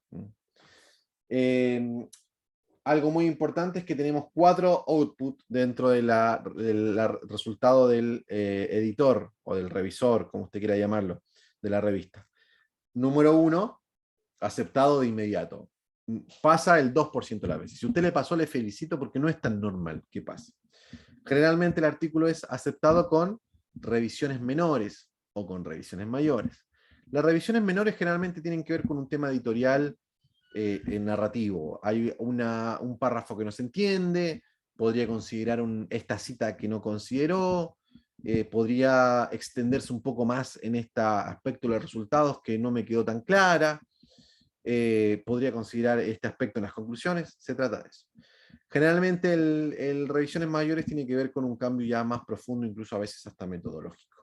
Es decir, no, mira, sabes que yo creo que tienes que implementar 6 pruebas estadísticas más y tienes que hacer más cosas, que significa un trabajo mucho más duro, que muchas veces incluso ni vale la pena hacerlo, o lamentablemente no se puede hacer porque no tenemos la capacidad técnica de hacerlo, porque por ejemplo, hicimos un trabajo en una encuesta, por ejemplo, hicimos una encuesta a 300 personas, y el editor principal dice, debería considerar esta otra pregunta, así que vuelva a hacer la encuesta. Y uno dice, no, no puedo, ya fue, no la hice así, así que uno retira el artículo de esa submission y dice, no la voy a presentar porque no tengo la capacidad de responder ante las revisiones mayores, ¿no? O la envía sin esa, la vuelve a hacer la resubmission, la arregla un poquito las cosas que pidieron y uno sabe que probablemente como no cumplió con la exigencia del editor, del revisor par, sabe que ineludiblemente se lo van a rechazar, ¿no? Pero esas son las cuatro. Ah, y la otra, obviamente, que la que más nos duele es cuando es rechazado a priori, es decir, no nos interesa publicar su artículo, muchas gracias. Esperemos que nos envíen nuevos artículos más adelante, pero por el momento no estamos interesados en publicar el actual. Eso siempre duele, es una puñalada al corazón, pero bueno, es parte de lo que significa ser precisamente un editor científico, un investigador, ¿no? Normalmente cuando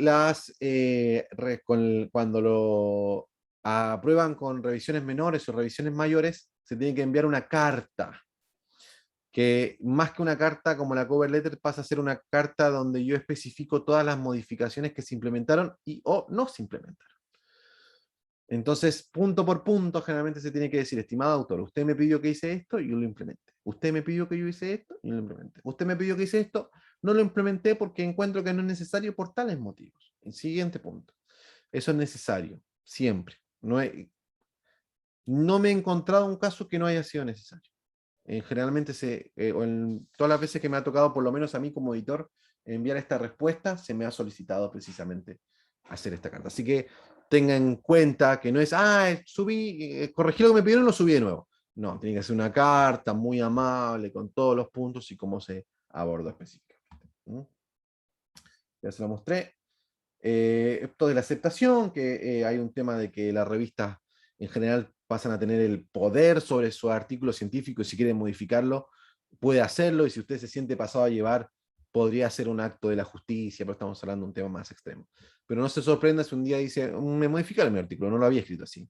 Y es porque la revista entendió que podía mejorarse algún aspecto y lo hizo unilateralmente.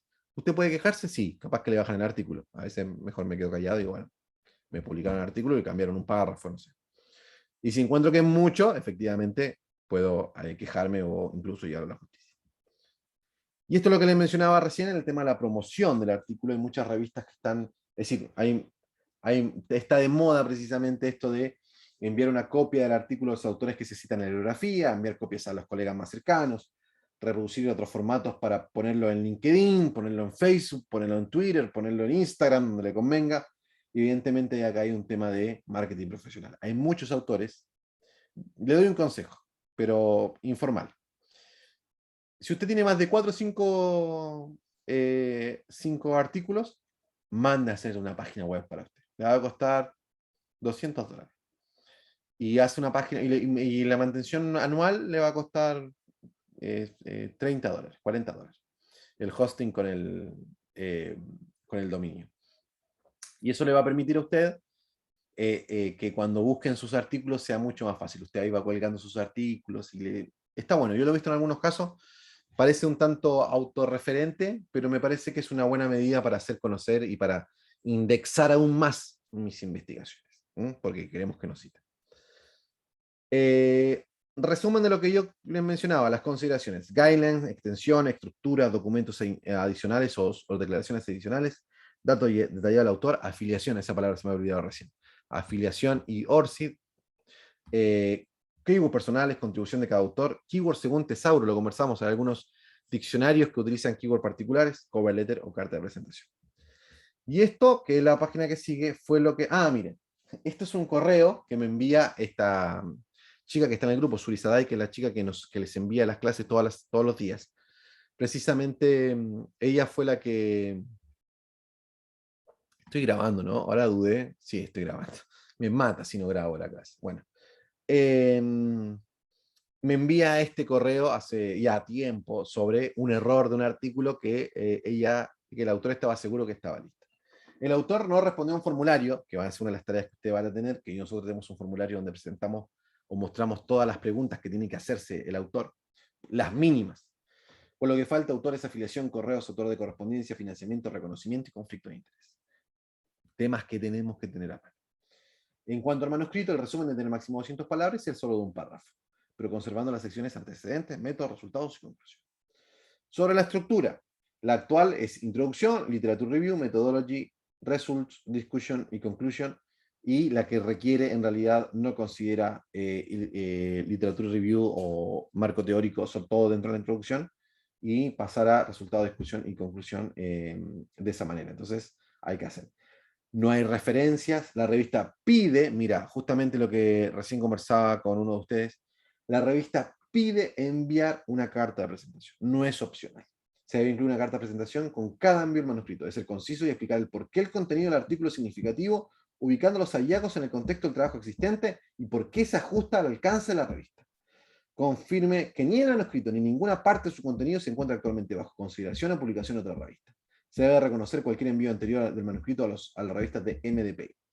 Los nombres de los revisores propuestos y excluidos deben proporcionarse en el sistema de presentación, no en la carta de presentación. Esto es los revisores recomendados, propuestos. Y la revista pide un resumen gráfico, esto del Graphical Abstract. Es una imagen que aparece junto al resumen del texto en la tabla de contenidos. Y ahí muestran cómo el formato y todo, y la verdad que a mí es un dolor de cabeza porque no me gusta. Y pide también formatos técnicos de eso, así que si tiene un amigo diseñador gráfico lo puede ahí meter también como coautor para que le haga el Graphical Abstract. Me dice ella, esto lo copié de un correo, esto no es literalmente un copy-paste de un correo. Le escribe el autor recordando que responde al formulario, pidiendo la contribución de los autores y solicitando la declaración de disponibilidad de datos. Entonces a veces pensamos que el formato es muy rápido y no lo es. Se me volvió a perder el mouse. Y esto es lo que ella le dije hoy día. Le digo, por favor, Suri, envíame lo que siempre les falta a los autores. Unos 5 o 6, obviamente me envió bastante más. Las citas no están en la bibliografía. En la bibliografía hay citas o referencias que no están en el texto. Esto es muy usual.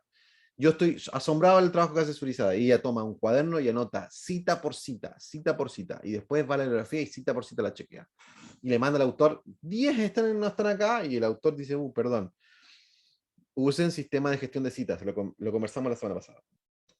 Citas textuales no indicadas correctamente, entre comillas o párrafo aparte según el estilo. Links de DOI no válidos, pegué un link que lo tengo desde la tesis que hice en el 2012 y asumo que está funcionando. Jerarquía de encabezados poco clara, confusa. Título, subtítulo, tengan 2 nomás. Introducción, tenga un subtítulo. Después, literatura, marco teórico, un subtítulo, nada más. 2 niveles de jerarquía. Interlineado irregular. En una parte es 1,5, en otra parte es 1, en otra parte es 1,15, en otra parte es 2. Es un caos. Límite de palabras tanto en el total como en el abstract. Keywords que se encuentran en los tesauros indicados. Título principal muy largo. Código GEL o similares. Referencias muy antiguas. Usted dice, pero esto no es necesario. Muchas revistas lo están pidiendo. Es una exigencia de formato. Esto no es consejos desde la bibliometría o de la asesoría científica. Esto es exclusivamente problemas de formato. Declaraciones solicitadas para revistas. Tablas no editables.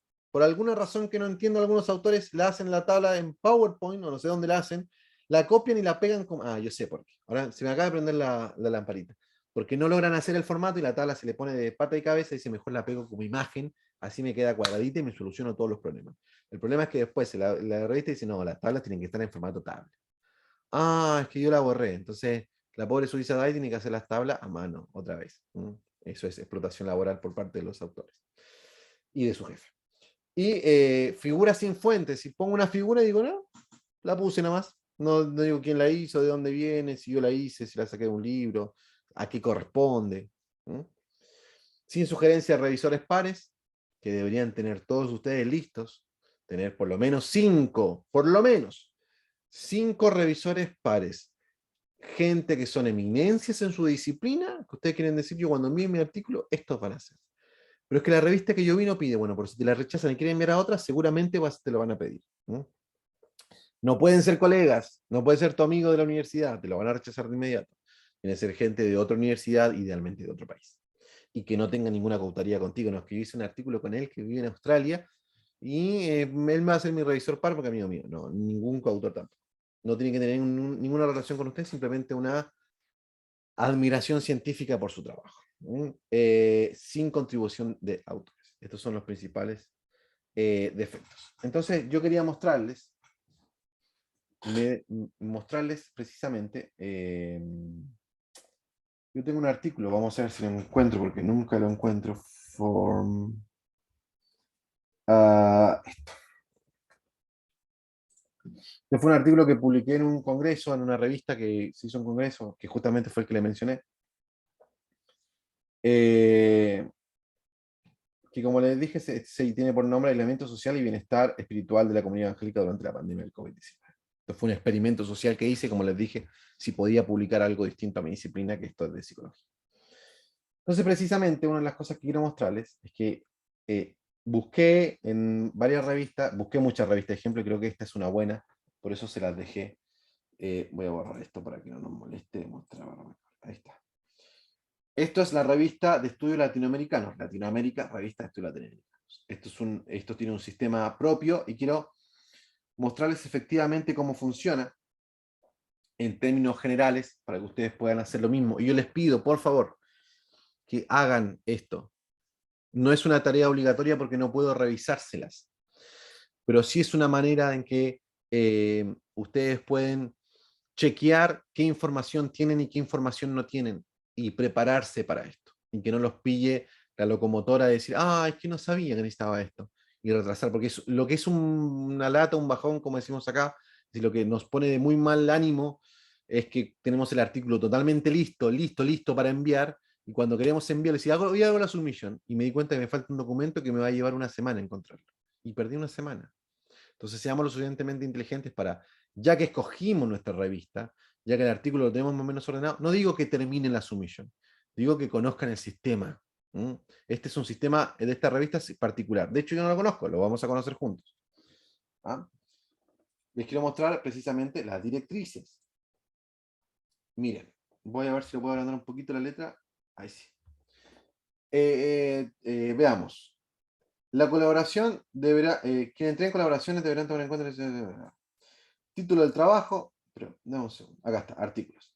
Se aceptarán para su posible publicación artículos escritos en español, portugués, inglés o francés. Las colaboraciones, voy a acercar el micrófono porque estoy muy cerca del computador, porque estoy leyendo en otra pantalla. Un segundito. Se presentarán a doble espacio, en letra Times de 12, sin cortes de palabras, con una extensión de 20 a 30 cuartillas, es decir, planas, hojas, no más de 55.000 caracteres con espacios. Márgenes de 3 centímetros foliados. Uy, qué complicado. A ver. 55, ¿cuántos caracteres? De verdad que no sé cuántos caracteres tengo acá. Veamos. Vamos a ver, contar palabras. Tengo, fácil, bien, 33.000 palabras. Estoy del otro lado. Este es un estudio relativamente corto. Buenísimo. Máximo 20-30 cuartillas con una extensión de... De hecho, me parece que me quedo corto con las cuartillas porque es de 20 a 30 y yo tengo... 21. Justito me entra. Y estoy con precisamente espacio doble, ¿no? Este artículo ya se publicó, así ya está para publicación, pero estoy mostrando un ejemplo. Serán capturados en mayúsculas y minúsculas con acentos cuando se correspondan. Los trabajos no deberán contener formato sin sangría, sin espaciado, no deberán emplearse hojas de estilos, caracteres especiales, ni comandos que se atañen a divisiones o subdivisiones del trabajo. Los cuadros, así como las gráficas, deberán presentarse en respectivas hojas aparte. Entonces lo que yo aquí hice, creo que acá yo no tengo mucha, creo que las tablas finalmente no las ocupé aquí. No. Pero hay artículos que tienen muchas tablas y muchos gráficos, y en este caso deben ocuparse aparte, al final en la hoja, y en el texto debe decir, aquí va tabla 1. Deberán estar almacenados en una versión actualizada de hoja de cálculo. De ninguna manera serán recibidas insertadas en el archivo de texto. Los cuadros serán numerados sistema arábigo. Los cuadros y las gráficas serán estrictamente necesarios y deberán explicarse por sí solos. No en clarificatura. Los títulos, la bibliografía al final del trabajo se debe señalar estrictamente citada en el texto. Acá está la forma de citación, la forma de libros, bla, bla, bla, bla, bla, bla.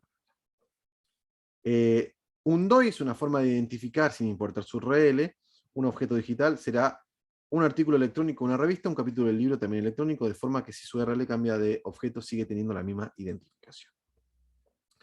Siempre que el documento citado, sea libro, capítulo, artículo, esté disponible en línea, además de impreso, deberá citarse como publicado en línea y deberá incluir, si lo tiene, su DOI. Esto es una exigencia. Como usted verá, creo que este artículo, que esta revista, digo que esta citación, tiene los DOI. Tiene los DOI, ¿vio? Ahí está los DOI. Ese es un DOI. Entonces yo aprieto acá, me va a tirar automáticamente al DOI. Vamos a ver si me carga.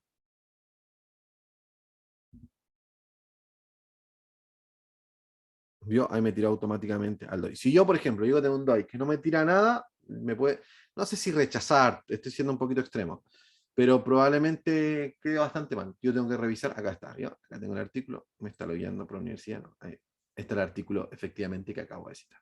The Meaning in Life Scale, que es el que me imagino que apreté, ¿no? The Meaning of in Life Scale. Bien. Continuemos. Va, me perdí. ¿Dónde estaba? Acá. No, esto es otra cosa. Reseñas, criterios sintácticos y tipográficos. Mire, el uso de cursivas es el siguiente, todas las palabras, frases, expresiones de lengua extranjera, incluyendo latinismos, uso como común. Cómo se ocupa cada una de las formas, el uso de versalitas, el uso de negritas, comillas dobles, comillas tipográficas, comillas simples, cita dentro de citas, refranes, dichos populares, y todo lo que debo cumplir. El formato Word, bla, bla, bla, bla, bla, el texto tiene delineado doble, tipo letra. Y de hecho, le soy franco,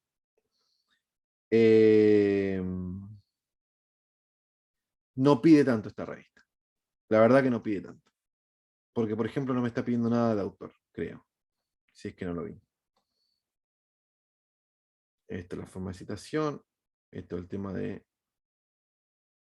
presentación de originales. A ver, vamos a ver. No estoy inscrito, me voy a registrar.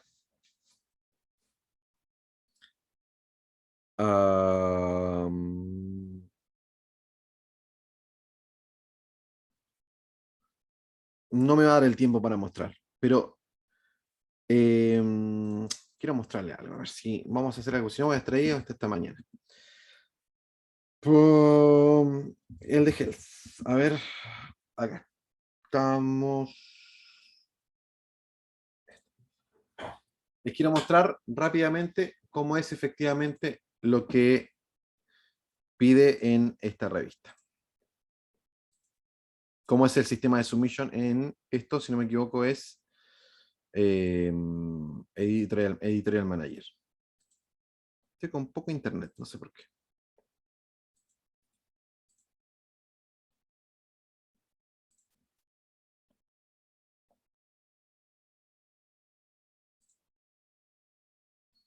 Creo que no me voy a dejar editarla, no.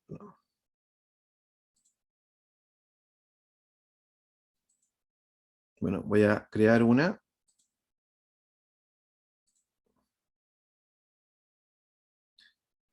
Tipo de artículo. Preview artículo. Me imagino que ustedes han estado en este sistema de Editorial Manager. Los que no han estado se los presento. Va a ser su peor enemigo. Acá me pide los que debo subir. Voy a ocupar justamente este mismo. Y acá puedo subir todos los archivos que yo quiero. Fíjese que lo que me requiere para esto es el manuscrito. ¿Ya? Voy a avanzar y acá puedo subir un montón de otros archivos. Estos son pocos en realidad. Generalmente se piden más. Lo que me pide automáticamente, revisores sugeridos. Entonces yo tengo que incluir esto. Miren, me pide obligatoriamente el primer nombre, el segundo nombre, el correo. Debería yo poner la institución. Y me pide por qué yo estoy sugiriendo este revisor par. ¿Mm? En inglés. Así que tiene que tener, si va a querer no solamente traducir el texto, sino también tiene que escribir en inglés el por qué está eligiendo este revisor. Porque es el autor de un artículo que utilice como base, porque tiene una larga trayectoria en esto, en este otro. Es necesario que usted profundice en eso. Generalmente son 5. No sé si acá me pide un número. Me pide 5. Vamos para allá. Información adicional. ¿Cuál es el número de palabras? Voy a ponerlo en inglés, en español esto se puede traducir. Es una... ¿Va? No lo tradujo. Fantástico. Bueno. Es una submission, una invitada, es decir, me invitaron a hacer una submission. Este artículo fue enviado a otra revista. Si es así, por favor, haga una nota aquí y comente y pegue los comentarios de los revisores y por qué se lo rechazaron, básicamente, ¿no? Y por favor, inclúyelo en un cover letter. Si es un artículo de evaluación económica, por favor, incluya la evaluación, y da un link, una forma de tratamiento de datos. Por favor, copie los key points, lo que recién le mencioné, que era que no lo pedía en ninguna parte de los guidelines, lo decía y lo pidió acá. Y además pide, por favor, que haga una declaración de posibles conflictos de interés de cada autor, los recursos o las fuentes de financiamiento de este manuscrito y algún otro conocimiento que deba informar. Me recuerda que cumplí todo esto, me recuerda que cumplí todo esto. Si la información está data en algún repositorio, si soy de algún tipo de datos de 2 o 4 de fase 4, y si algo de características digitales del artículo que desconozco cuál será. No quiero meterme más allá del profundo, pero son lo que me piden. Comentarios, que aquí básicamente me está diciendo tienes que subir, copiar y pegar la cover letter, que es una buena opción. Y por último, que me dice, listo, está fácil. Bueno, no.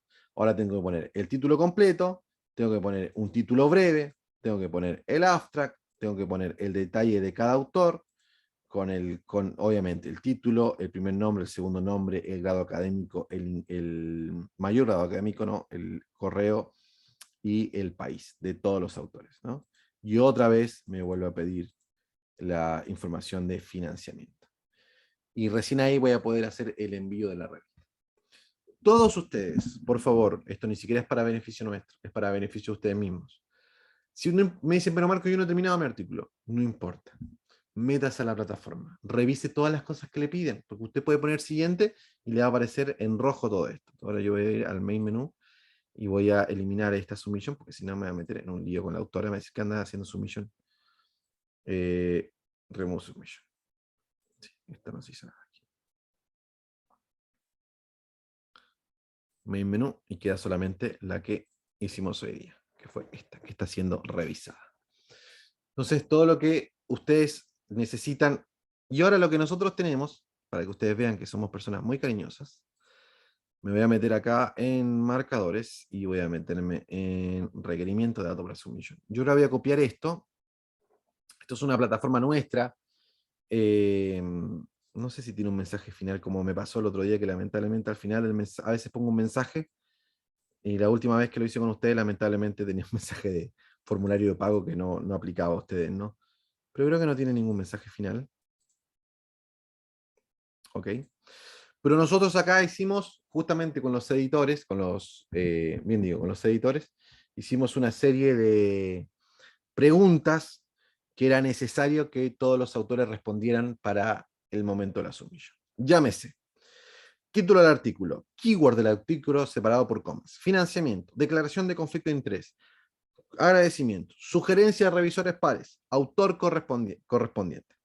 Datos del autor principal, número 1, nombre completo, mayor grado académico, afiliación, dirección postal, correo electrónico, teléfono, datos ORCID. Generalmente pedimos usuario y clave. Hay muchos que me dicen, no quiero darte la clave porque es algo personal. Fantástico, no me la dé, usted hace la submission, no tengo ningún problema. En caso de ustedes, como ustedes van a hacer sus propias submission, no es necesario que me lo entreguen, pero por favor, ténganlo a mano. Y acá tenemos los datos de cada coautor, que es exactamente la misma información, y son 5 coautores. Sexto coautor. Y esta información es la que obligatoriamente todos ustedes tienen que tener. Obligatoriamente. Entonces yo voy a hacer acá, voy a apretar acá. No, de hecho voy a hacer lo siguiente. Vamos a hacer una copia de este formulario y le vamos a poner Bootcamp para no confundirnos con los que ya teníamos de nuestros clientes de la empresa.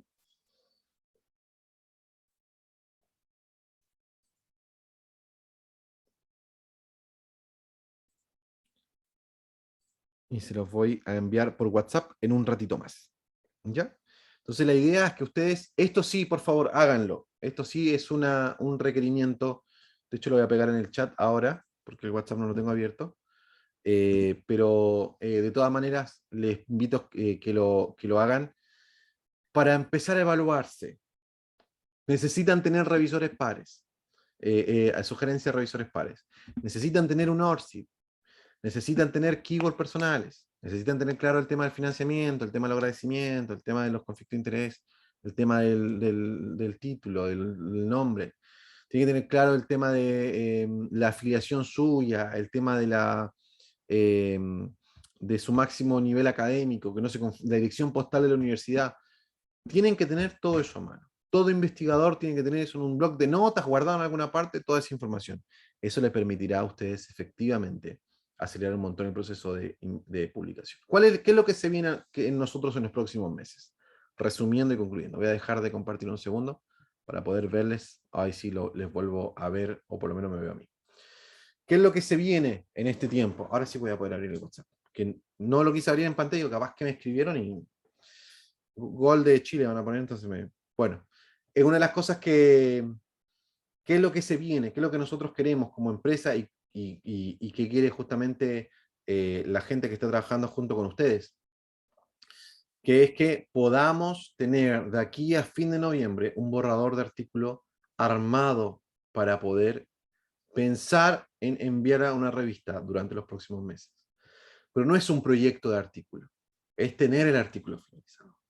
Si usted me dice, Marco, mira, tengo una tesis, fantástico, podremos conversar, tal vez intenta hacer una reducción y vamos a trabajar en función de eso, estamos de acuerdo. Pero necesitamos avanzar justamente con esto, porque, por ejemplo, me dice, ay, Marco, es que yo quiero hacer una reducción de tesis, y ya sabes en qué revista, no, es que primero quiero hacer la reducción. No, primero escoja la revista, tenga claro en qué revista va a publicar. Voy a hacer la reducción para esta revista. Entonces ya me sé de memoria los guidelines y sé lo que me van a pedir. Entonces voy a trabajar precisamente para... ahora voy a pegar, ahí pegué el formulario. Es el de Bootcamp, ¿no? Me quedé con la duda. Sí, está bien. A ver, deme un segundo. Me quedé con la duda.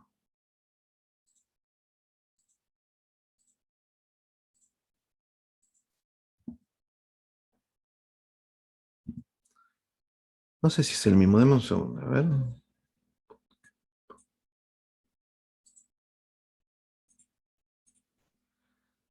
Permítame un segundo que reviso estos links, que me quedé con la duda de cuál es cuál.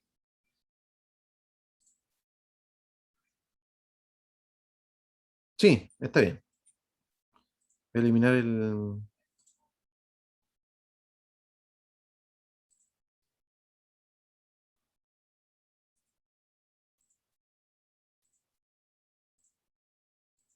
Perdón, estaba comprobando que el link fuera el correcto, no me esté equivocando.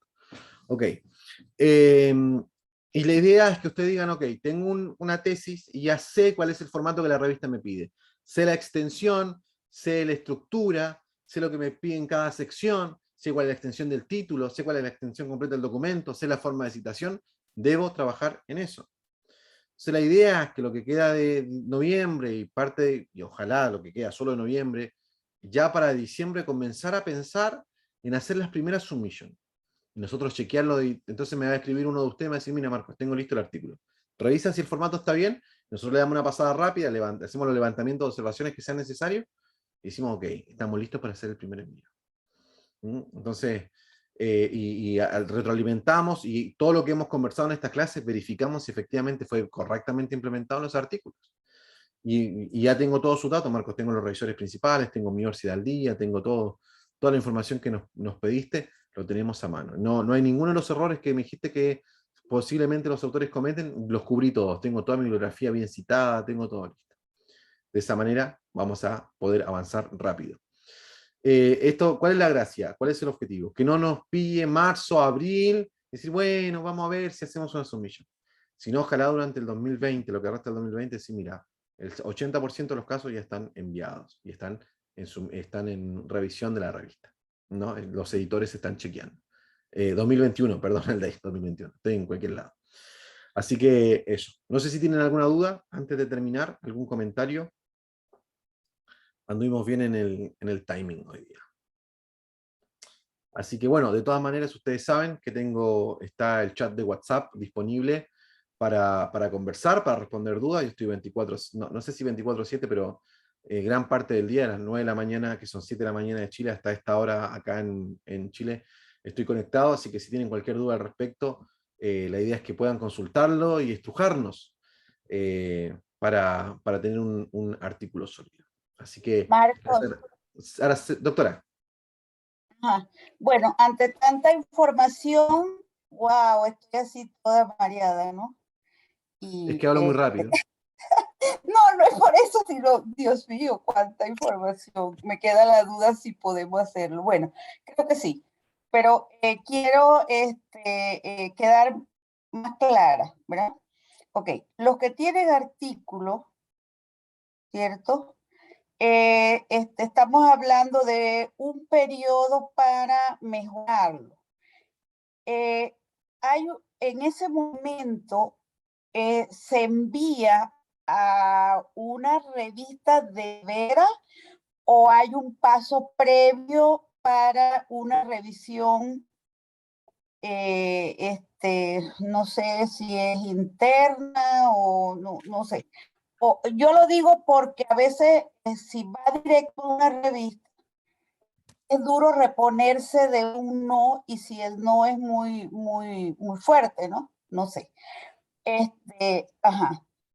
La idea es que nosotros podamos hacer un primer filtro, nosotros como equipo editorial. Poder chequear cuáles son las cosas que están débiles en el artículo, que en general lo que he visto es apuntar a la novedad y a la globalidad de los resultados, que creo que son como las mayores, no sé si debilidades, pero darle el enfoque correcto a los artículos, que creo que es una de las principales tareas que tenemos. Pero sí, nosotros vamos a dar el primer feedback. No es que nosotros vamos a decir, está listo, envíenlo, y fue, sino que nosotros precisamente queremos trabajar, y por eso precisamente, porque si viene justamente, veo que Audino tiene la cámara prendida, por eso lo pongo de ejemplo. Si Audino me dice, mira Marco, acá está mi paper, yo tengo más tiempo para poder trabajar y puedo hacer mucho más ping-pong con él y decirle, mira, sabes que esta parte me parece que está débil, corrígelo de tal manera y envíamelo de vuelta y lo vamos a chequear. Entonces vamos a tener un tiempo de conversación mucho más y un ritmo de trabajo mucho más tranquilo de alguna manera. Ahora bien, si vamos posponiendo, no, que voy a ver cómo lo hago, cuándo lo hago, efectivamente después los tiempos de trabajo van a ser menores y mira, ¿sabes qué? Avancemos pronto porque te retrasaste mucho.